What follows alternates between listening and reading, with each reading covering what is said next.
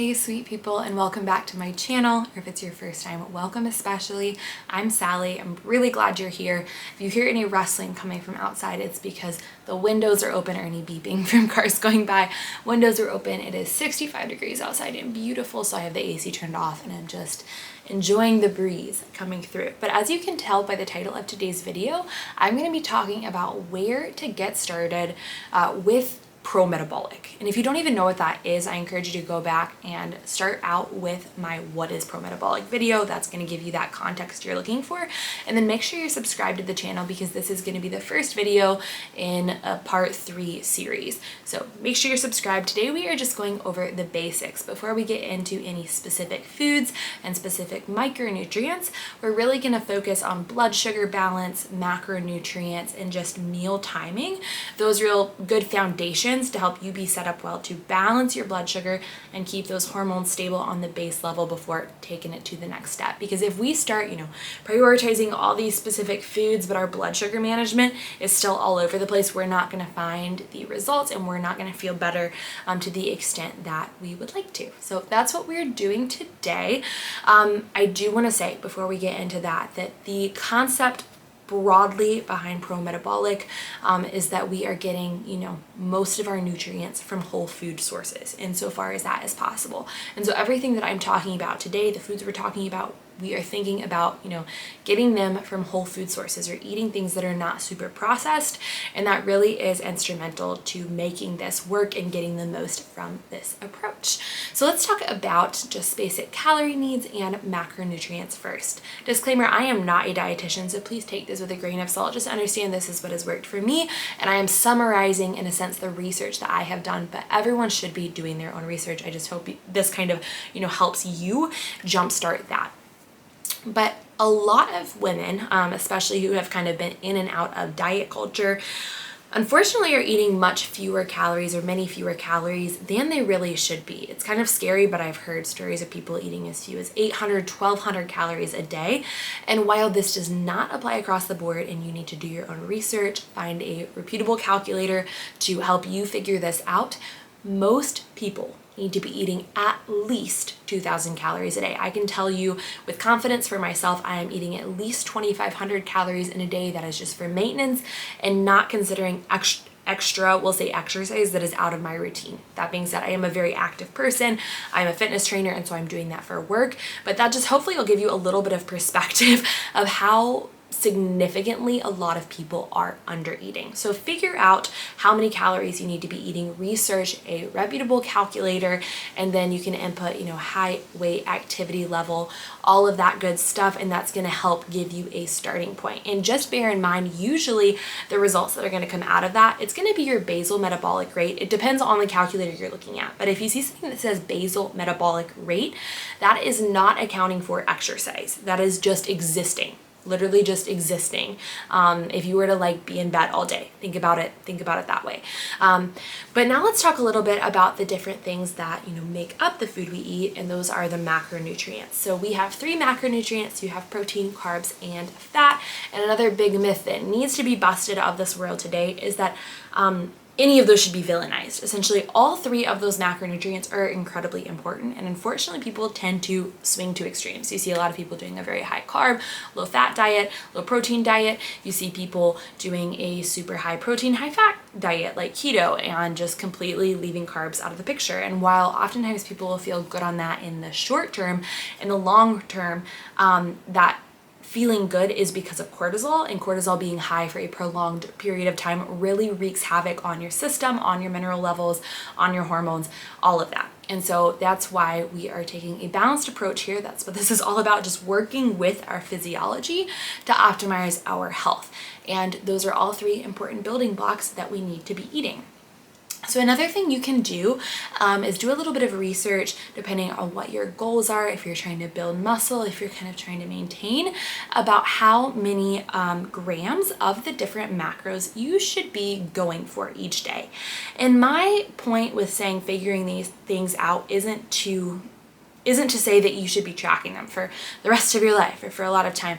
In fact, I think it's really great to get away from tracking macros, to get away from tracking calories. But if you have no idea how much you're eating or what macronutrients and what ratios you are eating, then it is really, really helpful to, even if it's just for a week, track these things so that you know kind of where to move forwards. All right, so we have the basics down: calories, macronutrients. Now let's talk about that blood sugar balance and how this all contributes.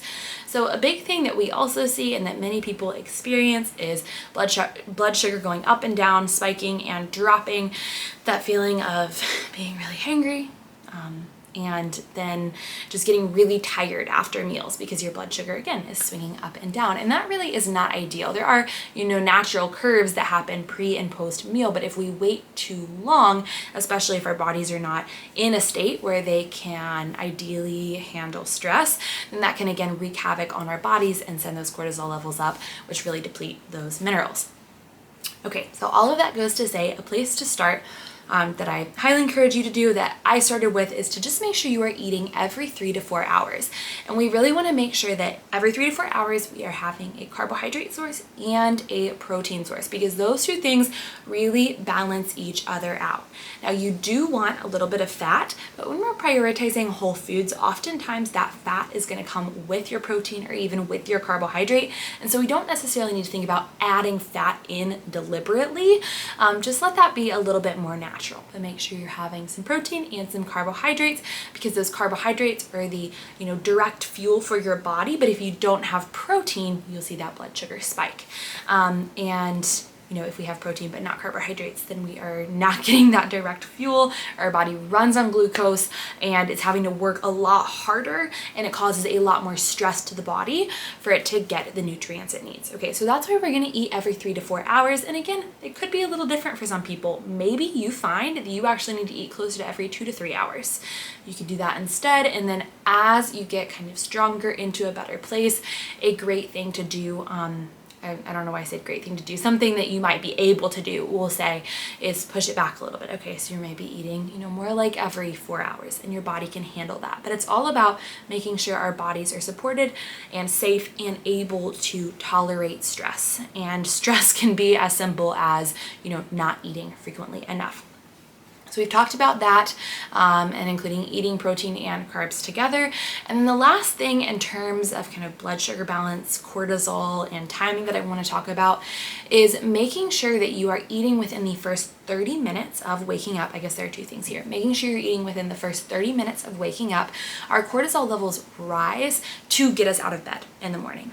And even if we are not hungry, we need to be eating within about 30 minutes to an hour of waking up to stop those cortisol levels from continuing to spike and setting the trajectory for the rest of our day.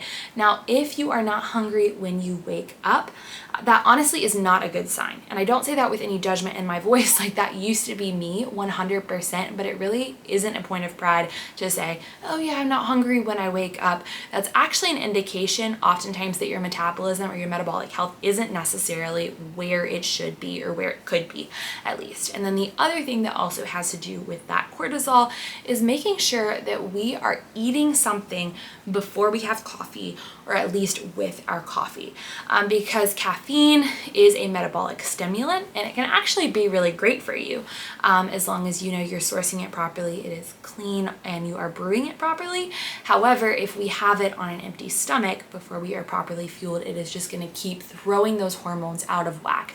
And honestly, this was the hardest thing for me to do, because I just love the morning ritual of sitting down with a cup of coffee, and I like the way it feels, because when you don't have food in your stomach especially, it's like energizing, but it's not like, it's that mental buzz that you get.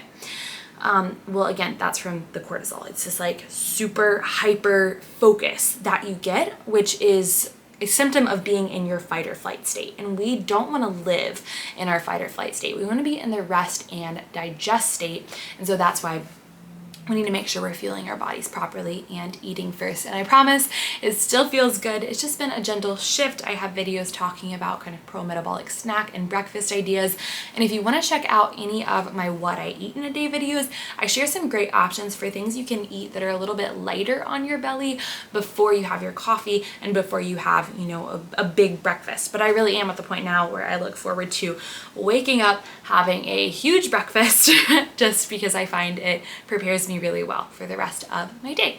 So go ahead, check out those videos. They can be really helpful just in terms of those like small meal ideas. And kind of on that note as well, we don't want to be going to bed hungry. I realize this is kind of an extra thing. It's a third thing.